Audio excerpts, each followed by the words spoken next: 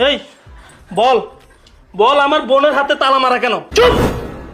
আর একটি কথা বললে না, তোকে আমি লাঠি দিয়ে বাড়ি মারবো বলে দিলাম। আমাকে মারবি? আমাকে মারবি? এই, বল বল বলছি। আরে পাগল হয়ে গেছেন নাকি? আরে আমি তো কিছুই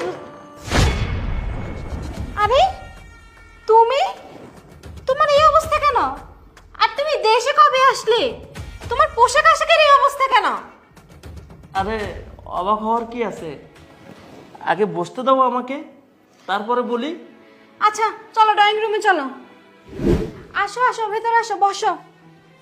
আচ্ছা আমি তো বুঝলাম না, তোমার পোশাক আশাকের এই অবস্থা কেন? তোমার লাগেজ কই? ব্যাগপত্র কিছুই তো নিয়ে আসোনি। হাতে লাঠি, ছাতা, ব্যাগ, মাথায় গামছা, আমি না কিছুই বুঝতেছি না, একটু ক্লিয়ার করে বলবা? আরে এটা অনেক বড় কাহিনী, বুঝছো? আগে আমাকে একটু রেস্ট নিতে দাও, তোমাকে আস্তে আস্তে সবকিছু বলবো। আরে থামো তো, রেস্ট পরে নিও, আমি আছি টেনশনে। আমি তো, আমার মাথা উড়ে যাচ্ছে। তুমি বলো না তোমার এই অবস্থা কি করে হলো? তোমার পোশাক আশাকের এই অবস্থা কেন? আরে বলতেছি তো, একটু ধৈর্য ধরো। ওরা কোথায়? ওদেরকে দেখতেছি না। লিজা, তামু, কই জিশান, কই ওরা কোথায়? ওরা আছে, যে যার রুমে রেস্ট নিচ্ছে, নয়তো ফোন টিপতেছে। আচ্ছা তুমি বলো না, তোমার এই অবস্থা কেন? এত বছর পর তুমি প্রবাস থেকে আসলে, তোমার সাথে লাগেজ ব্যাগপত্র কিছুই নেই।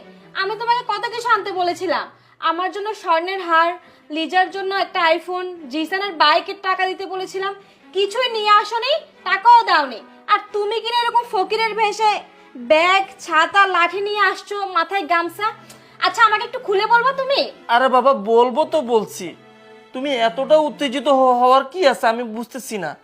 আমি এতদিন পর প্রবাস থেকে আসলাম, ভাবলাম তুমি আমাকে দেখে আগে রেস্ট নিতে বলবা, ফ্রেশ হতে বলবা, তা না করে তোমার জিনিসপত্র নিয়ে তুমি আমাকে প্যারা দিচ্ছ।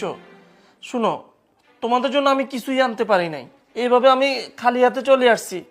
কিছু আনতে পারোস না মানে? তাহলে তুই কেন আসছস? তোর এই চেহারা দেখাতে?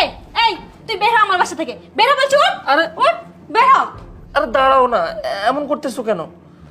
আমি কিছু আনতে পারি নাই বলে আমি বের হয়ে যাব কেন? এই বাড়িটা কি আমি করি নাই? আমার টাকা দিয়ে তো আমি করছি, তাই না?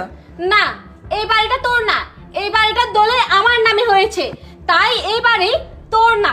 এই বাড়িতে আমি আমার ভাই বোন মিলে থাকবো, তোর মতো ফকিন্নির জায়গা না এই বাড়িতে না। তুই আবার প্রবাসে যা, না হলে জাহান্নামে গিয়ে মর যা। এই তোকে আমি আমার বাসায় আর এক মিনিটও দেখতে চাই না, তুই আমার বাসা থেকে বের হয়ে যাবি। কিছু আনার মুরদ নাই, ধরা খেয়ে চলে আসছে, সেটা আবার বড় মুখ করে আমাকে বলতেছে। বাহ কি সুন্দর! এই তোর কি লজ্জা করে না? হ্যাঁ, তোর কাছে আমি কি চেয়েছিলাম?